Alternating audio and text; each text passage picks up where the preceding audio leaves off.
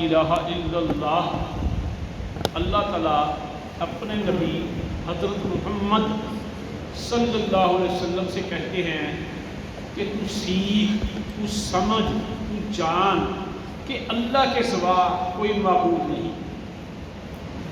یہ چند منٹ لیں گے، ذرا دھیان سے چند باتیں سمجھنے کی کوشش کرنا۔ عربی زبان میں علم کا لفظ یہ گہرے معنوں میں ہوتا ہے، یعنی ہائر آرڈر تھنکنگ میں آتا ہے، یعنی جس کے بارے میں بندے کو بہت، کسی چیز کے بارے میں بندہ بڑا کلیئر ہو، بہت زیادہ علم رکھتا ہو، وہ علم کے معنوں میں ہے۔ ویسے جیسے انفارمیشن ہے، معلومات ہیں، ان کے لحاظ سے نبا کا لفظ آتا ہے۔ تو اللہ تعالیٰ اپنے نبی کو کہتے ہیں اس کو اچھے طریقے سے سمجھ، اس کو سیکھ، اس میں آپ کا کنسیپٹ کلیئر ہونا چاہیے کہ اللہ کے سوا کوئی معبود نہیں۔ اچھا، اب اللہ دیکھتا ہے، ہم بھی دیکھتے ہیں، اللہ سنتا ہے، ہم بھی سنتے ہیں، اللہ علم رکھتا ہے، ہم بھی علم رکھتے ہیں۔ ایسا ہی اللہ رحیم ہے، محمد الرسول صلی اللہ علیہ وسلم رحیم ہے، اللہ رحمت ہے، محمد الرسول صلی اللہ علیہ وسلم رحمت للعالمین ہے۔ لیکن پھر فرق کیا ہے؟ اللہ کے رسول کے بارے میں کیا اللہ نے وَمَا أَرْسَلْنَاكَ إِلَّا رَحْمَةً لِّلْعَالَمِينَ، ہم نے تمہیں رحمت للعالمین بنا کے بھیجا۔ کس نے؟ اللہ نے۔ پھر ہماری جو صفات ہے یہ محدود ہے، ہمارا علم محدود ہے، ہماری دیکھنے کی صلاحیت محدود ہے، اللہ کی یہ صلاحیتیں لامحدود ہیں۔ دوسری بات، ہماری یہ صلاحیتیں عطائی ہیں، جب چاہے اللہ ہم سے ہمارا حافظہ چھین لے، بندہ پاگل ہو جائے، جب چاہے اللہ ہماری بینائی چھین لے، بندہ اندھا ہو جائے۔ لیکن اللہ کی یہ صفات ابدی بھی ہیں اور ذاتی بھی ہیں۔ دوسری بات کہ غیب کا علم، انبیاء جو ہے نا وہ غیب کی خبریں دیتے ہیں، انبیاء غیب کی خبریں دیتے ہیں، یعنی جنت، جہنم، یہ غیب کی خبریں ہیں۔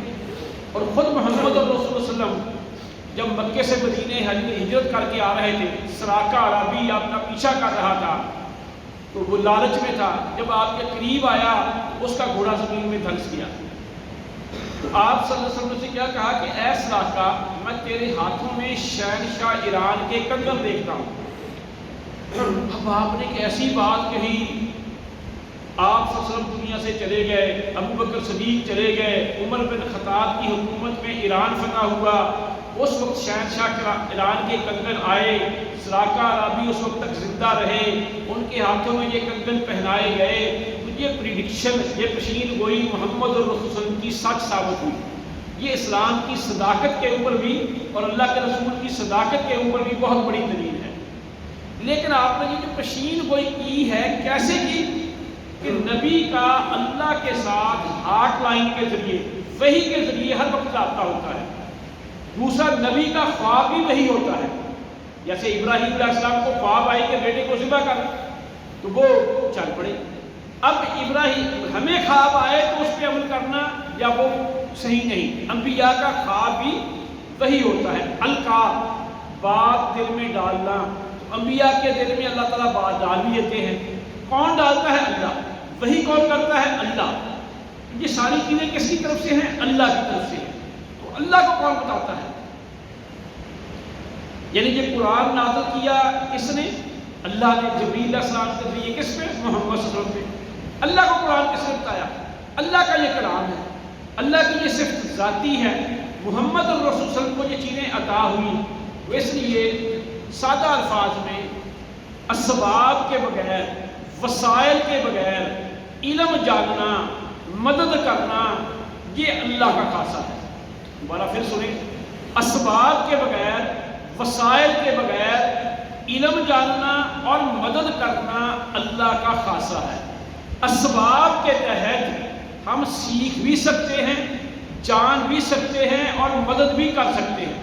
یعنی میرے پاس پیسے ہوں گے تو میں غریب کی مدد کر سکتا ہوں، اگر میری اپنی جیب خالی ہے تو نہیں۔ میرے اندر جسمانی طاقت ہے تو میں کمزور کی مدد کر سکتا ہوں، اگر میرے پاس نہیں ہے تو نہیں۔ لیکن اللہ جو ہے کسی چیز کا محتاج نہیں۔ تو فرق کیا ہوگا کہ اللہ کی یہ صفات ذاتی ہیں، اور وہ کن کہے فیکون ہو جائے، وہ الصمد کا مطلب کیا ہے کہ اللہ غنی ہے، وہ کسی پہ ڈپینڈ کرتا ہی نہیں، اس کا کسی کے اوپر انحصار ہی نہیں۔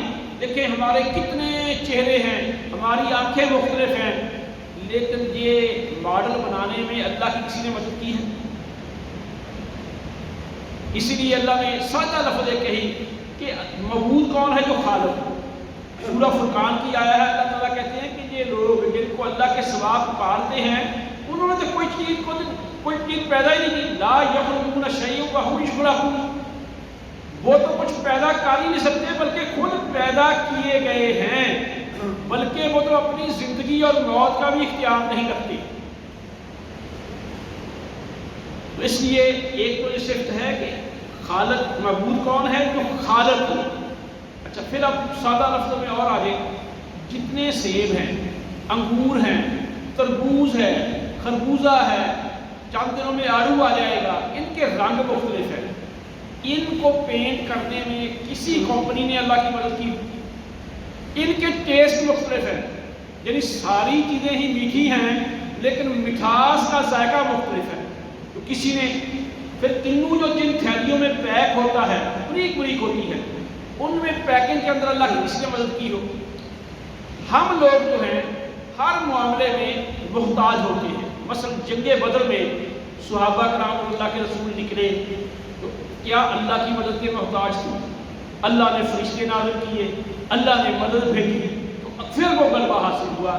تو میرے بھائی سمجھنے کے لحاظ سے یہ بات ہے، ہاں یہ بات ضرور ہے کہ انبیاء کا علم وحدی ہوتا ہے، گفٹڈ ہوتا ہے اور وہ بہت آگے کا ہوتا ہے، لیکن ہر چیز کا ہر وقت علم یہ اللہ کا خاصہ ہے، کسی فرشتے کا، کسی بندے کا، کسی جن کا نہیں۔